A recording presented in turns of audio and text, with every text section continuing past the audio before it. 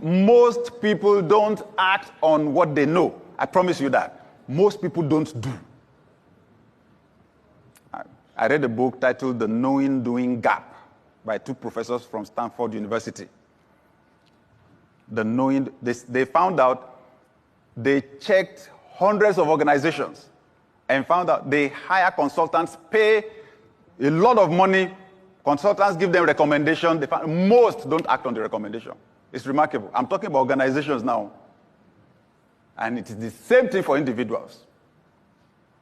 Action orientation. See, once you are someone who sets goals and who moves, you make that phone call, you go there, you start that business, you put in the application. Once you're an action-oriented person, you've caught 50% of the people behind you. Most people don't do. For various reasons. So I had to ask myself, why don't we act? Why don't we? I checked from a scriptural viewpoint. I said, the number one point I found, spiritual warfare. Once Satan knows you've taken delivery of the information that can change your life, he will fight you to not act on it because he knows the result of acting. He will fight you. Even Christ. Remember, when it was time for him to die, why did he have to shout at Peter, his beloved disciple? Get thee behind me, Satan. He wasn't calling Peter Satan.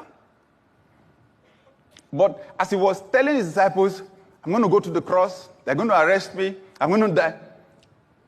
The Bible says that Peter took him aside. It's in Matthew 16. Peter took him aside. The same Peter who earlier in that chapter, Christ asked, who do men say that I am? They say you're Isaiah, you're Elijah.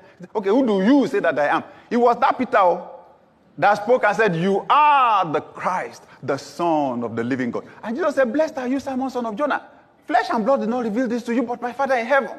The same Peter, later in the same chapter. Now, Oga said, I'm going to die. Out of concern. First, should we say concern and love for the master? You cannot die.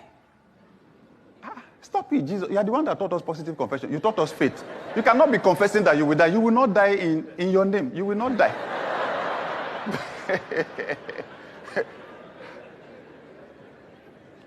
Secondly, out of self-preservation. If this man dies, there will be problem.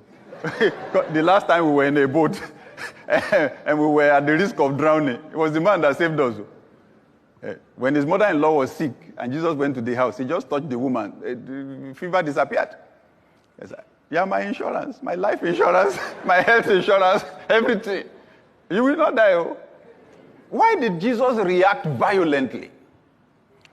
Because even though Peter was doing it for whatever reason, Satan was the one actually taking advantage of his fears to speak to Jesus, to stop him from going to the cross. And if he did not go to the cross, the world was doomed.